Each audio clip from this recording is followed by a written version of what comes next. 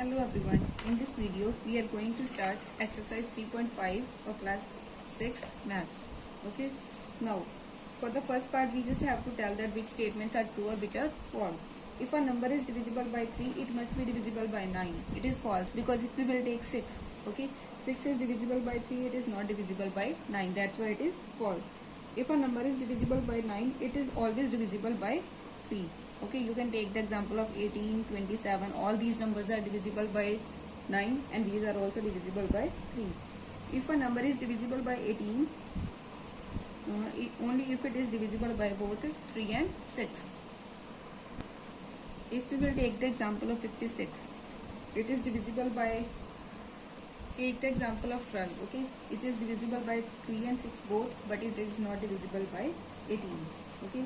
Next, if a number is divisible by 9 and 10 both, then it must be divisible by 90. It is true. Okay. Take an example in which a number is divisible by 9 and 10 both. Suppose you can take 180. So it is divisible by both the numbers. And it is divisible by 90 also. Okay. Next, if two numbers are co-primes, at least one of them must be prime. It is not necessary. Okay. Like in the previous video, we have discussed about co-prime numbers. If we will talk about 15 and 16, both are composite numbers, okay, but these both are the co-prime to each other because these both numbers have only one as a common factor, okay. Next, all numbers which are divisible by 4 must also be divisible by 8. No, if you will take example of 12, 12 is divisible by 4 but it is not divisible by 8. Next, all the numbers which are divisible by 8, that will always be divisible by 4. If you will take the example of 16, 24, 40, all these numbers are divisible by 8, then these all are divisible by 4 also. Okay. If a number exactly divides two numbers separately, it must divide their sum. Like if we will take example of 4, 4 divides 8 also and 12 also. Okay. Then 4 will always divide its sum. Its sum is 20, so 4 will always divide 20 also. Okay. But it is not true in the opposite case. If we will talk about 15, okay, 3 divides 15, but 3 doesn't divide 10 and 5. Okay, 3 doesn't divide 11 and 4. So this is false. Next, for the second part, we have to make a factor tree for both the for only 60 in two ways. Okay, so how can we write 60? Firstly, 6 and 10 is given. Now 6 can be written as 2 multiply 3 and 10 can be written as 5 multiply 2 or 2 multiply 5. Okay, same in this way. If we will divide 60 with 30, you will get here 2. How can you write 30? You can write here 10 and 3. Okay, 10 can be written as 2 multiply 5. Fine. Now, in the next part, we have to tell which two numbers are not included in the prime factorization. These both are the prime factorization. Now you can see that 1 is not included here, okay, and the number itself. Okay, so the answer is 1 and number itself.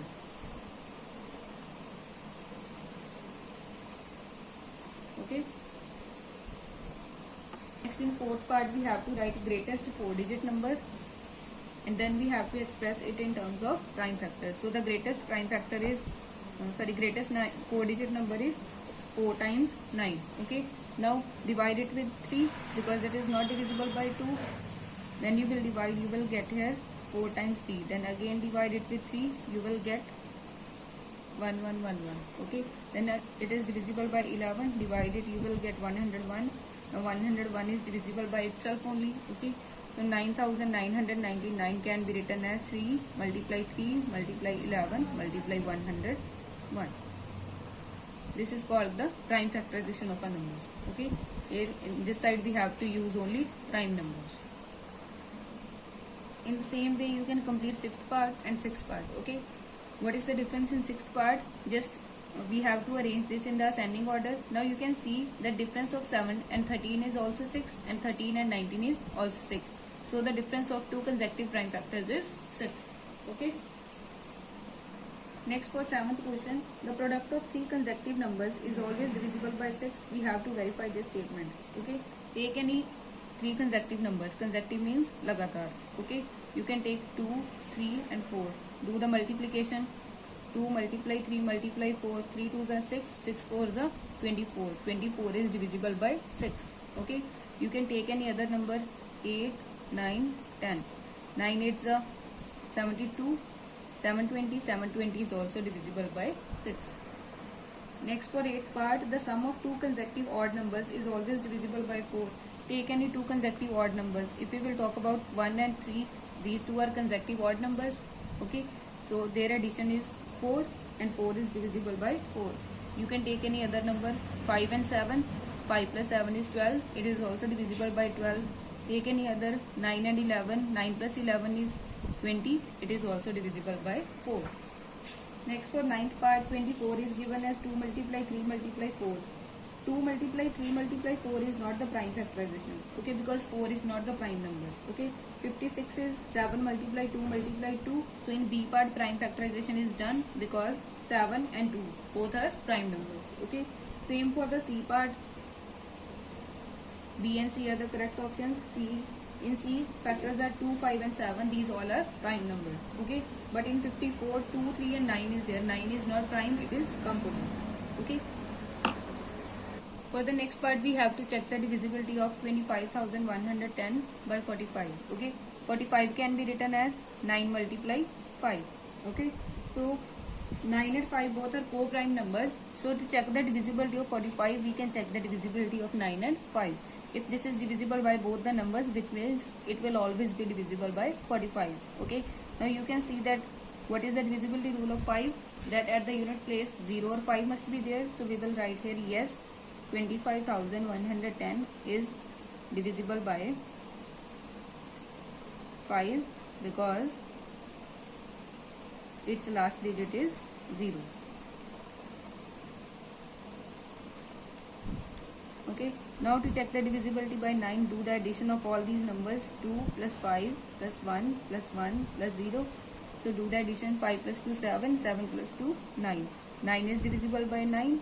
So yes, 25,110 is divisible by 9 because 9 is divisible by 9. Okay, so yes, 25,110 is divisible by 45 because it is divisible by both 5 and 9. Okay.